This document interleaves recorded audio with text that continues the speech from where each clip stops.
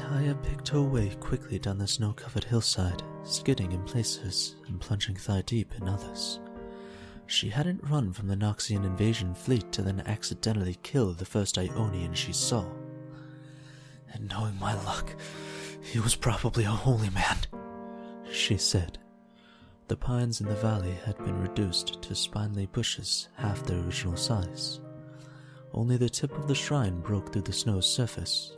A string of tattered prayer flags had twisted themselves into knots, marking what used to be the far end of the glen. Taliyah scanned the area, looking for any trace of the man she had committed to the ice. When she'd last seen him, he had been under the temple's eave. Perhaps it had sheltered him. As she made her way to the temple, closer to the trees and away from the sweep of the avalanche, she saw 2 fingers that had broken through the surface. She half trudged, half ran to the pale fingertips. "Please don't be dead. Please don't be dead. Please." Taliyah dropped carefully to her knees and started to scoop away at the icy powder. She uncovered fingers as strong as steel. She reached in and gripped the man's wrist, her own clenching hands barely obeying. Her teeth chattered, shaking her body and drowning out any pulse of life she might have felt in the man.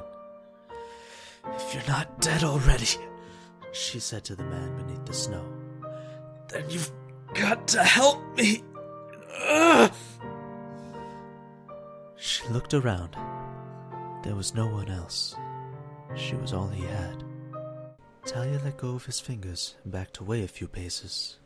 She laid her numb palms to the surface of the snow and tried to remember what the floor of the little valley had looked like before the avalanche. Loose stones, gravel. The memories swam, then coalesced in her mind. It was dark, a coarse charcoal gray, with flecks of white, like Uncle Adnan's beard. Taliyah held tightly to the vision and pulled up.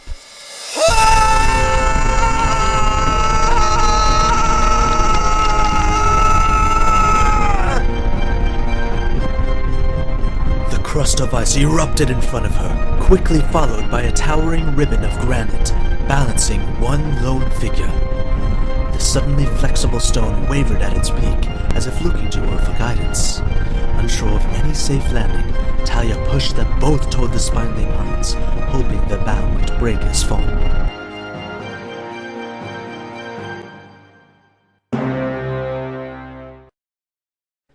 The granite ribbon fell short, collapsing into the snow with a heavy puff, but the evergreen arms caught the man before casually dropping him to the surface. "If you were alive,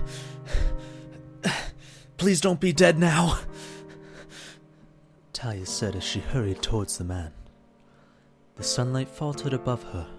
Dark clouds were moving into the valley. More snow would soon be upon them. Beyond the trees, she saw an opening to a small cave. Taliyah blew warm breath into her hands and willed them to stop shaking. She bent close to the man, reaching out to touch his shoulder. He let out a pained grunt. Before Taliyah could pull back, there was a quick breeze and a metallic flash. The sharp, cold edge of the man's blade was pressed at her throat. "Not yet. Time to die," he said in a broken whisper. He coughed, and his eyes rolled back in his head. The sword dipped to the snow, but the man did not release his weapon. The first snowflake flittered past Taliyah's chapped face. "From the look of it, you're pretty hard to kill," she said. "But if we're caught in this storm, we just might find out if that's true." The man's breathing was shallow, but at least he was still alive. Taliyah reached under the man's arm and dragged him towards the small cave. The lonely wind had returned.